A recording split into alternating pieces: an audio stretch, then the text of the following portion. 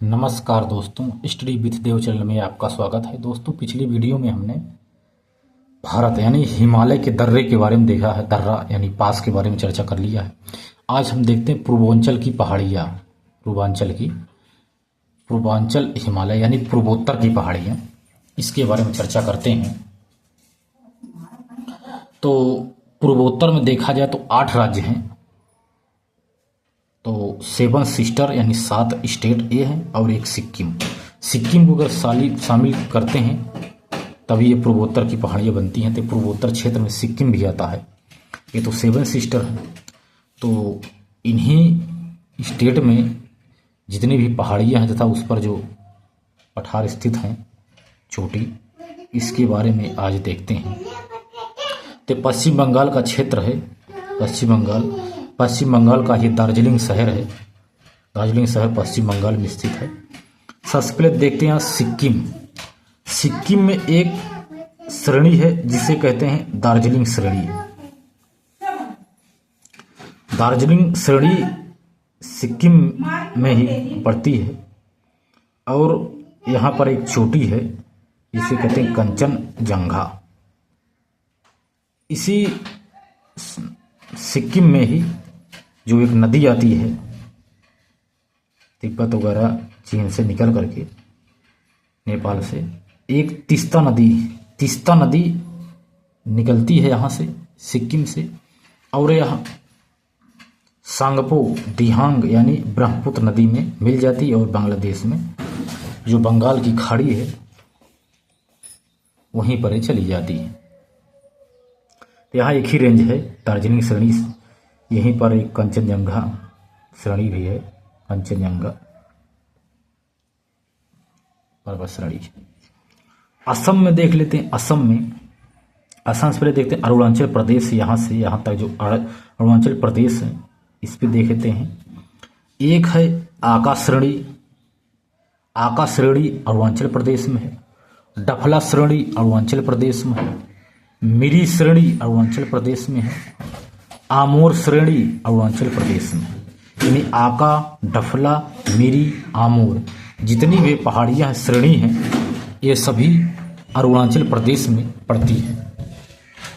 तथा एक नदी है भैरेली नदी, यह अरुणाचल प्रदेश प्रवेश करती है तिब्बत से निकलकर, जो डफला और आका श्रेणी के बीच में भैरेली नदी निकलती है और यह ब्रह्मपुत्र नदी में मिल जाती है। एक यह नदी है जो तिब्बत से निकलती है सांगपो नदी के नाम से। जब यह अरुणाचल प्रदेश में प्रवेश करती है तो इसे दिहांग कहा गया। आगे चलकर यहाँ पर इसे असम में इसे ब्रह्मपुत्र कहा गया। असम से आगे चलती हुई यह श्रेणी मेघालय के बगल से बांग्लादेश में यानी बंगाल की खाड़ी में प्रवेश कर जाती है। इसी में आकर के भैरेली नदी मिल जाती है। और जो मिरी पहाड़ी है श्रेणी है, मिरी श्रेणी और डफला पहाड़ी मिरी पहाड़ी के बीच में एक रागा नदी है। रागा नदी प्रवेश करती है। रागा नदी निकलती है ये भी तिब्बत से। यह भी आकर के इसी ब्रह्मपुत्र नदी में असम में मिल जाती है। एक नदी है सुबनसिरी नदी। यह मिरी पहाड़ी और आमोर पहाड़ी के बीच से निकलती है सुबनसिरी, और यह भी ब्रह्मपुत्र नदी में असम में आकर मिल जाती है। एक है दिहांग नदी है जिसे सांगपो ब्रह्मपुत्र आदि के नाम से जाना जाता है, क्योंकि अरुणाचल प्रदेश में जब सांगपो नदी का प्रवेश होता है, जब यह सांगपो नदी अरुणाचल प्रदेश में प्रवेश करती है तो इसी को ही दिहांग कहा गया। इसके बाद अरुणाचल प्रदेश में एक और पहाड़ी है मिसमी की पहाड़ियाँ। एक यहाँ कड़ा काबुजा एक चोटी भी है, इस श्रेणी की सबसे ऊंची चोटी है। तो जो मिसमी पहाड़ियाँ हैं यह इसी पहाड़ियों से एक नदी निकलती है जिसे दिबंग या सीकम नदी कहते हैं। यह भी जा करके इस पहाड़ियों को चीरती हुई म्यांमार से निकलती है। यह पहाड़ी दिबंग और तो यह नदी भी ब्रह्मपुत्र नदी में आकर मिल जाती है। यहाँ से ये ब्रह्मपुत्र नदी में आकर मिल जाती है। तो यहाँ इसको ब्रह्मपुत्र कहा गया इसको। उसके बाद एक नदी है लोहित नदी, यह भी म्यांमार से निकल करके यहाँ भी ब्रह्मपुत्र में यहाँ पर आकर मिल जाती है। जहाँ पे दिबांग नदी मिलती है यहीं पर लोहित नदी मिलती है। एक पहाड़ी और अरुणाचल प्रदेश में पटकाई बुम की पहाड़ियाँ भी अरुणाचल प्रदेश पड़ती हैं। इसके बाद आ गया नागालैंड। नागालैंड में एक पहाड़ी है नागा हिल्स जिसे कहते हैं।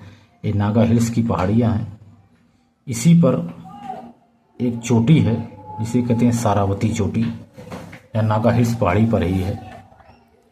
इसके बाद एक पहाड़ी है नागालैंड और असम के बॉर्डर पर, इसे कहते हैं बैरेल पहाड़ी। यह बैरेल पहाड़ी है जो नागालैंड और असम के बॉर्डर पर है, दोनों जगह फैला हुआ है, इसे बैरेल पहाड़ी कहते हैं। इसके बाद मणिपुर में एक पहाड़ी है जो ये पहाड़ी है, मतलब पहाड़ियाँ हैं ये जो एक फैली हुई पहाड़ी इसे कहते हैं पूर्वी मणिपुर पहाड़ियाँ। ये पूर्वी मणिपुर पहाड़ियाँ हैं तथा बलय माटोल पहाड़ियाँ एक उसके पश्चिम में है। एक बलय माटोल पहाड़ियाँ। इन्हीं बलय माटोल पहाड़ी और पूर्वी मणिपुर पहाड़ी के बीच में लोकटक झील स्थित है। जो मणिपुर का लोकटक झील है यहीं पर स्थित है। इसके बाद मिजोरम में देख लेते हैं।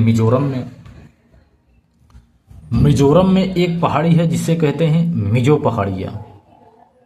इसी श्रेणी पर एक ब्लू माउंटेन जो है इसी मिजो पहाड़ी पर स्थित है, ब्लू माउंटेन। त्रिपुरा में एक श्रेणी है त्रिपुरा रेंज